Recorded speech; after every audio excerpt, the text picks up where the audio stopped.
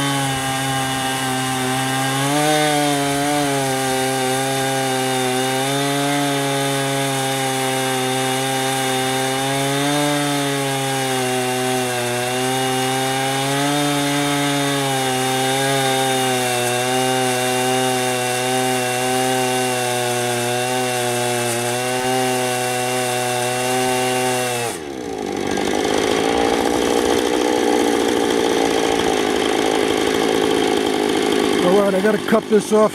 I gotta retighten my chain. Okay, that took a while. I didn't restart the camera and you didn't miss nothing because that took me over 5 minutes to make that cut. This wood is extremely hard. This slab over here would make some really cool signs. This is just way too pretty to make firewood out of it. Throw some water on it, you can see a little color.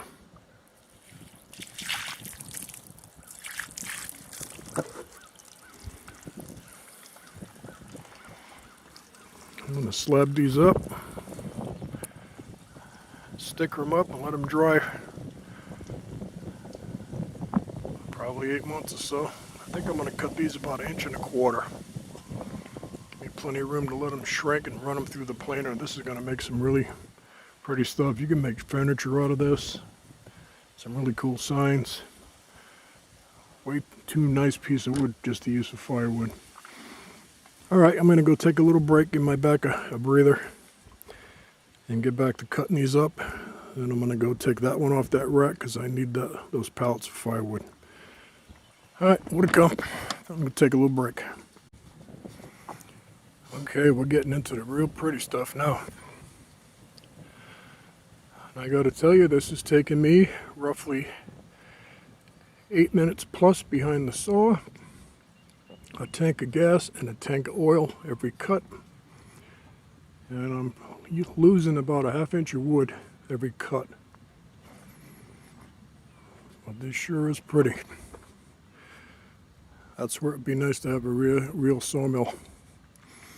All right, I gotta keep this going. I need about at least a 5-minute break between these cuts. This thing is kicking my ass. Boy, that wood is gorgeous. Beautiful stuff.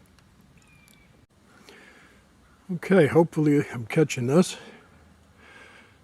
This is a little over 3 hours of work. I got 5 boards, which I just now realized are about 4 inches too wide to go through my planer. The wood is very pretty. All different colors. And I've come to the conclusion that 3 hours later with the chainsaw mill, I got 5 boards, went through almost 1 gallon of fuel mix and about 2.5 quarts of oil.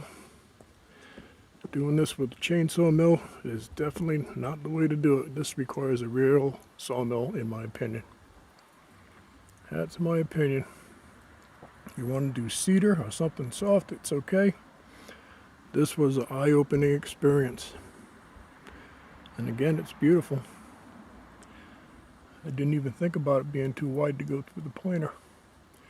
Alright, that concludes the maple experiment. I won't be milling anymore. Those guys over there are going to go into the wood box. Alright, thanks for watching. That's my maple chainsaw mill experiment is now concluded.